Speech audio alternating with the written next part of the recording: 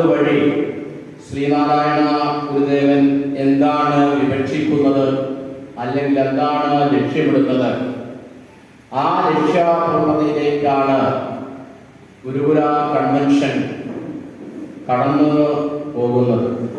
ഇവിടെ നാം ഇപ്പോൾ കേട്ട ഗുരു മുനി നാരായണ പ്രസാദ് സ്വാമികളുടെ പ്രവചനത്തിലൂടെ അവസാനം സൂചിപ്പിച്ച ശ്രേയസിന്റെയും പ്രയസിന്റെയും മാർഗം ഗുരു ഹോമമന്ത്രത്തിലൂടെ ഉയർത്തിക്കാണിച്ചത് ഗുരു ഇവിടെ സൂചിപ്പിക്കുകയുണ്ടായി.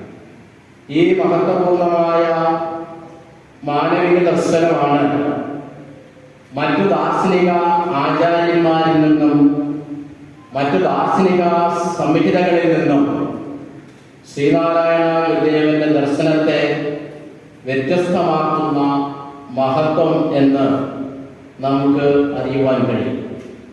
ദർശനത്തെയും ദാർശനിക ആചാര്യന്മാരുടെയും അവർ സമൂഹത്തിന് നൽകിയ മഹത്തായ ദർശനത്തെ നാം പരിശോധിക്കുമ്പോൾ ഭൂരിഭാഗം ദർശനവും ദാർശനിക ആചാര്യന്മാരും അവർക്ക് കണ്ടെത്തുവാൻ കഴിഞ്ഞിട്ടുള്ള ദർശനത്തെ സമൂഹത്തിന് സമർപ്പിക്കുകയും ആ ദർശനം ഇവിടുത്തെ ബുദ്ധിജീവികളുടെ ബുദ്ധിവ്യായാമത്തിന് വേണ്ടി മാത്രം വിനിയോഗിക്കപ്പെട്ട സാഹചര്യത്തിലാണ് ശ്രീനാരായണ ഗുരുദേവന്റെ ദർശനം